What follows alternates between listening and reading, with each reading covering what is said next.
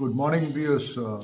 നമ്മളൊക്കെ ഈ സ്റ്റോക്ക് വാങ്ങിച്ചാൽ ഏതെങ്കിലും ഇൻവെസ്റ്റ്മെൻറ്റ് ചെയ്ത് കഴിഞ്ഞാൽ നിങ്ങൾ ആലോചിച്ചിട്ടുണ്ടോ അതിൻ്റെ വാല്യൂഷൻ 50% കുറയുന്നത്?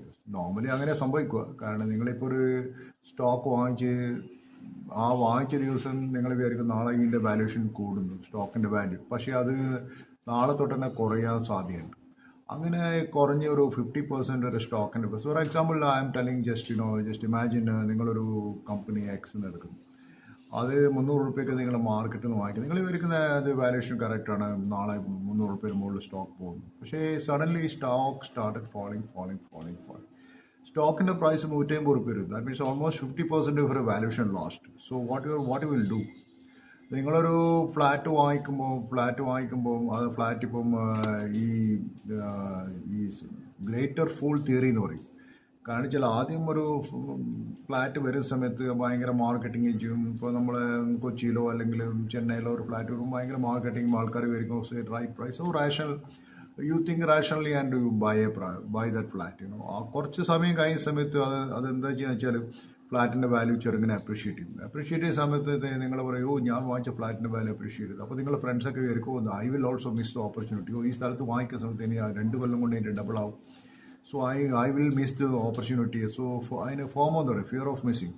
സോ അപ്പോൾ യു ഗോ സി. അന്ന് നിങ്ങൾ 2 കോടി ഉറുപ്പിക്ക് വാങ്ങിച്ചിട്ട് അന്നിപ്പം ഒരു ഫ്ലാറ്റിൻ്റെ വില 2.5 കോടി ആയിട്ടുണ്ടാവും. സോ 2.5 കോടി 2.6 കോടി മിസ് ഔട്ട് ആയാലും വെച്ച് നിങ്ങൾ പോയിട്ട് വാങ്ങിച്ചു കഴിഞ്ഞിട്ട് കുറച്ച് സമയത്ത് പിന്നെ അത് നിങ്ങളെ ഫ്രണ്ട്സിനോടോ റിലേറ്റീവ്സിനോട് പറയൂ, എൻ്റെ മകൻ എൻ്റെ സ്ഥലത്ത് ഫ്ലാറ്റ് വാങ്ങിച്ചിട്ടുണ്ട്, അതിൻ്റെ വില എനിക്ക് കൂടാൻ സാധ്യതയുണ്ട്. സോ ഈ ഫ്ലാറ്റ്സ് ഇസ് ഗോയിങ് അപ്പ് 2.6 2.75 CR-ലെത്തി, 3-ലെത്തി.